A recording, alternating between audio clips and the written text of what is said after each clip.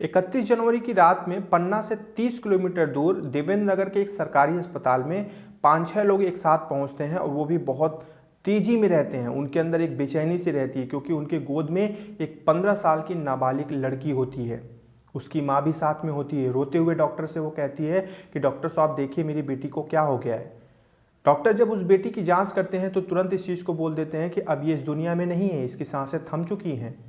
यानी कि अब इस 15 साल की नाबालिग लड़की की मौत हो चुकी है। ये चीज़ सुनते ही वहाँ पर मौजूद सारे लोग चिल्लाने लगते हैं, रोने लगते हैं, बिलखने लगते हैं। लेकिन डॉक्टर जब ध्यान से देखते हैं तो उन्हें पता चलता है कि इसके गले पे कुछ निशान हैं। तो वो फिर उस लड़की की रोती हुई माँ से पूछते हैं कि आखिर इसके गले पे ये निशान कैसा है। तब उसकी माँ बताती है कि मैं शाम को बाहर गई थी शादी में और जैसे ही मैं वापस आई तो मैंने देखा मेरी बेटी ने किचन में एक गमछे से खुद को लटका लिया था। तो डॉक्टर बोलते हैं ये तो आत्महत्या का केस है। डॉक्टर तुरंत नज़दीकी थाना को जो है ये सूचना देते हैं और पुलिस वहाँ पर पहुँचकर उस 15 साल की जो लड़की होती है उसके शव को अपने कब्जे में ले लेती है और पोस्टमार्टम के लिए भेज देती है। अब पुलिस के सामने चेतावनी खड़ी हो जाती है कि आखिर कैसे पता किया जाए कि इसने आत्महत्या क्यों की। सबसे पहले जब बच्ची की माँ से पूछताछ की जाती है तो वो बताती है कि मैं बाहर, वो साफ तौर पे रोते रोते बता देती है कि मैं बाहर गई थी और शादी में, और शादी से जब मैं वापस लौटी मेरी घर पे बच्ची अकेली ही थी। जब मैं वापस लौटी तो मैंने देखा कि किचन में उसने गमछे से खुद को टांग दिया था। खुद को उसने अपने गले में गमछे को लपेट कर वो लटक चुकी थी। मेरे आते आते वो पूरी तरह से जो है बेहोश हो चुकी थी। वो उसके अंदर कोई चेतना नहीं बची थी और हॉस्पिटल लाते लाते उसकी मौत हो गई। ये चीज़ जब पुलिस को पता चलती है तो पुलिस तुरंत उस वक्त एक टीम बुलाती है जो कि होती है एफएसएल टीम। एफएसएल टीम को बुलाती है और उसको ले जाकर उस मौके वारदात को चेक करवाती है जहां पर ये सारी चीज़ें हुई थी। उस किचन में जाती है एफएसएल की टीम जहां पर वो उस गमछे से उस बच्ची ने खुद को लटकाया था। उस गमछे की लंबाई जब एफएसएल की टीम नापती है और वहाँ की चीज़ों को जांच पड़ताल करती है, किचन में जितनी भी चीज़ें रखी रहती हैं, तो तुरंत पुलिस का शक गहरा हो जाता है। और इतना गहरा हो जाता है और उस इंसान पे हो जाता है कि लोगों का विश्वास करना भी मुश्किल हो। लेकिन पुलिस के सामने चेतावनी थी कि जिसके ऊपर वो शक कर रहे हैं उससे की गिरफ्तारी नहीं की जा सकती, नहीं तो वहाँ पे हड़कंप मच जाता। पुलिस को सबूत चाहिए था जिसके आधार पर वो कुछ कर पाते। लेकिन आज की ये कहानी आपको सुननी चाहिए क्योंकि इस कहानी की जैसे जैसे गुत्थी सुलझती है, इस गमछे ने, जिस गमछे की बात की गई, जिसको उस लड़की ने अपने गले में लगाकर उसको फंदा बनाकर अपनी आत्महत्या की, वही गमछा सबसे बड़ा सबूत बनता है। कैसे, चलिए शुरुआत करते हैं। नमस्कार दोस्तों, मेरा नाम है जीआरडी और आप देख रहे हैं 9 PM with GRD. Madhya Pradesh के पन्ना में एक परिवार होता है और उस परिवार में टोटल 5 सदस्य होते हैं और पांचों में पिता, माता, उनकी 3 संतानें, और 3 संतानों में जो सबसे बड़ा होता है वो बेटा होता है जो कि अपने घर से थोड़ी ही दूर पर एक चाय की टपरी लगाता है हाईवे के किनारे। जो दूसरा बेटा होता है वो एटीएम कटिंग के मामले में जेल में होता है। वैसे जेल की बात से याद आया कि जो पहला बेटा होता है जो चाय कटिंग की दुकान लगाता है वो भी किसी मामले में एक बार जेल जा चुका था, लेकिन अब वो पूरी तरह से मुक्त था। अब वो आराम से अपनी चाय की टपरी पे रहता था, अपनी खुद की चाय की दुकान थी उसकी। और जो तीसरी संतान थी वो थी एक बेटी 15 साल की सालू। ये वही सालू है जिसकी शुरुआत में मैंने बताई, जिसकी मौत हो चुकी है। अब होता कुछ यूँ है, और घर में माँ भी होती है, होता कुछ यूँ है कि इनकी परिस्थितियाँ ठीक ठाक रहती हैं, लेकिन कुछ ऐसी घटना घटती है घर में कि घर का जो मेन मुखिया होता है यानी कि सालू का पिता, वो अचानक से घर से गायब हो जाता है। किसी को कुछ भी पता नहीं चलता कि सालू का पिता गया तो कहाँ गया, और कोई ज़्यादा जानने की इच्छा भी जाहिर नहीं करता है क्योंकि सालू के परिवार वालों को, खासकर सालू के दोनों भाइयों को, सालू की माँ को ये ऐसा लगता था कि वो रहे या न रहे कोई फ़र्क नहीं पड़ता, क्योंकि 2 पैसे वो कमाते नहीं थे बल्कि उसके बदले डेली उनको उस इंसान को शराब की आवश्यकता पड़ती थी। तो परिवार को ऐसा लगता था कि ये इंसान रहे या न रहे कोई फ़र्क नहीं पड़ता। तो अचानक से वो इंसान गायब हो जाता है, शायद वो कहीं बाहर चला जाता है। अब परिवार में सिर्फ 4 लोग बचते हैं और 4 में जो एक छोटा भाई होता है वो तो ऑलरेडी जेल में होता है, यानी कि परिवार में टोटल 3 लोग बचते हैं।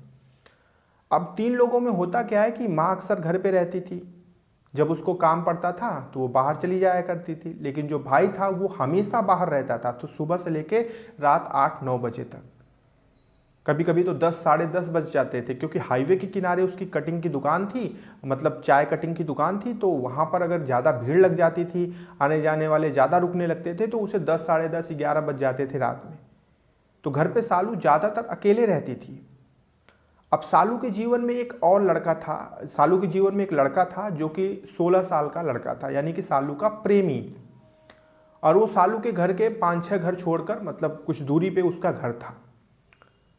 अब होता कुछ यूँ था कि जब सालू की माँ घर पे नहीं रहती थी और सालू पूरी तरह से निश्चिंत रहती थी कि कोई नहीं आ सकता, तो सालू फ़ोन करके अपने उस प्रेमी को बुला लेती थी और वो आ जाता था घर पे और दोनों की मुलाकात घर पे होती थी, यानी कि सालू के घर पे दोनों मुलाकात करते थे।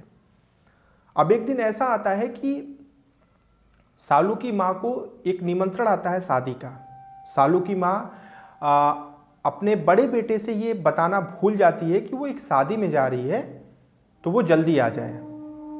वो अपनी बेटी सालू से कह के जाती है कि देखो हो सकता है कि मुझे आने में लेट हो जाए, इसलिए परेशान ना होना, मैं कोशिश करूँगी कि मैं 9:30 या 10 बजे तक आ जाऊँ, ठीक है। तो तुम जो है ध्यान रखना अपना, मैं जा रही हूँ, और तुम्हारा भाई जो है अगर देखते हैं वो भी शायद 10 साढ़े 10 तक आ जाएगा, तो अगर ज़्यादा लेट होगा तो तुम परेशान मत होना, खा पी कर सो जाना। सालू कहती है ठीक है। ये कहकर सब लोग चले जाते हैं। अब घर पे सालू अकेली बसती है और सालू को लगता है कि ये बहुत अच्छा मौका है अपने प्रेमी को बुलाने का। सालू फ़ोन लगाकर कह देती है कि घर पे कोई नहीं है, अच्छा मौका है, तुम आ जाओ।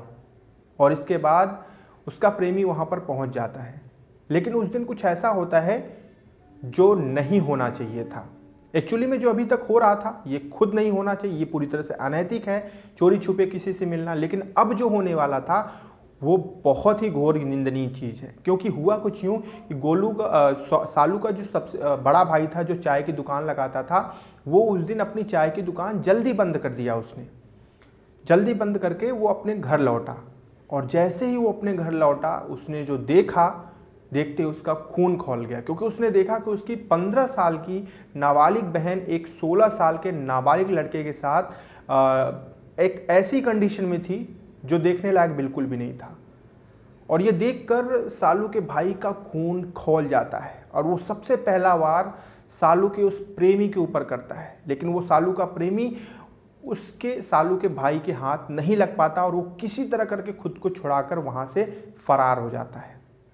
अब बचती है उस घर में सालू। सालू के भाई का गुस्सा 7वें आसमान पे था, वो खुद को नियंत्रण नहीं कर पा रहा था। उसने जो गमछा ले रखा था उसी गमछे से वो सालू की गर्दन दबा देता है, और इतना ज़्यादा देर तक दबाता है कि सालू की मौकाए वारदात पर वो हत्या कर देता है। जब सालू पूरी तरह से ख़त्म हो जाती है, उसे लग जाता है कि हाँ उसने सालू को मार डाला। इसके बाद वो उसके शव के पास में चुप मार के बैठ जाता है और इंतज़ार करता है अपनी माँ का। उसकी माँ जब शादी से वापस लौटती है तो वो अपनी माँ को सारी बात बताता है कि माँ ऐसी ऐसी बात थी। अब उसकी माँ सोचती है कि मेरे बेटे ने जो किया, मेरी बेटी को मार डाला, मेरी बेटी गलत कर रही थी इसलिए इसको मार डाला, अब बचाना है अपने बेटे को। किसी को डाउट नहीं होना चाहिए कि मेरे ही बेटे ने मेरी बेटी की हत्या की है। और इसीलिए रात को जैसे ही 11 बजते हैं, सालू की माँ जोर जोर से चिल्लाने लगती है, जोर जोर से चिघाड़े मारने लगती है कि मेरी बेटी को क्या हो गया, मेरी बेटी को क्या हो गया। आसपास के लोग तुरंत जुट जाते हैं और तुरंत उसको जो है पन्ना से 30 किलोमीटर दूर देवेंद्र नगर के सरकारी अस्पताल में लेकर पहुंचते हैं। वहां पर जाने के बाद पता चलता है कि जो है मौत हो चुकी है। पुलिस आती है और पुलिस जब शव का पोस्टमार्टम करवाती है और इधर जब जो टीम आती है, FSL की टीम आती है, वो जाकर जांच करती है, तो टीम क्या पाती है कि सालू की मां के अनुसार सालू ने गमछे से जो है आत्महत्या की थी, गमछे से उसने आत्महत्या अपने आप को मारा था। तो FSL की टीम जांच में क्या पाती है कि जो गमछा है उसकी लंबाई इतनी होती ही नहीं है कि उसे बाकायदा ऊपर वाली सेलिंग पे पंखे पे बांधा जा सके और नीचे उससे लटका जा सके। प्लस सेलिंग इतनी ऊपर रहती है कि गमछे को किसी भी तरह करके बांधे तो नीचे टेबल या कुर्सी लगाना पड़ेगा, लेकिन टेबल और कुर्सी का कहीं पे भी जिक्र ही नहीं था। जब सालू की माँ की बयान जब पुलिस रिकॉर्ड करके और उसी के अनुसार जब जांच करती है तो जांच में ऐसा कुछ मिलता ही नहीं है जैसे सालू की माँ ने बोला था। तो पुलिस को डाउट हो जाता है, पुलिस को डाउट हो जाता है सालू की माँ के ऊपर कि ये कुछ जरूर छुपा रही हैं, और उसे इंतजार रहता है पोस्टमार्टम रिपोर्ट का। पोस्टमार्टम की रिपोर्ट जैसे ही आती है उसमें इस चीज़ की पुष्टि होती है कि सालू ने आत्महत्या नहीं की बल्कि सालू की हत्या की गई है।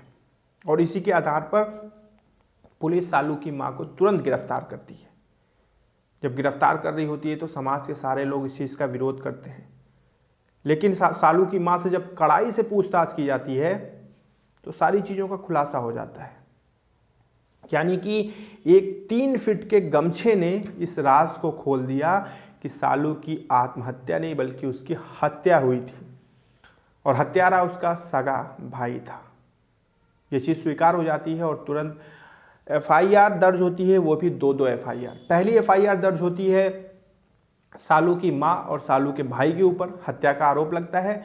और जो दूसरा एफआईआर दर्ज होता है वो होता है सालू के उस प्रेमी के ऊपर जो 16 साल का होता है, उसके ऊपर रेप का, और साथ ही साथ पॉक्सो एक्ट के तहत उसके खिलाफ मुकदमा दर्ज होता है और उसे बाल सुधार गृह में भेज दिया जाता है। ये थी आज की कहानी। एक 3 फीट के गमछे ने सारी गुत्थी को सुलझा दी।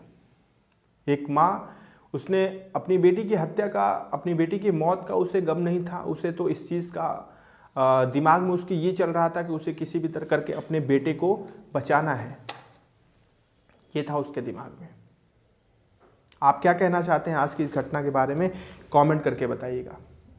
कल मैं फिर से मिलूँगा। ध्यान रखिएगा अपना। जय हिंद।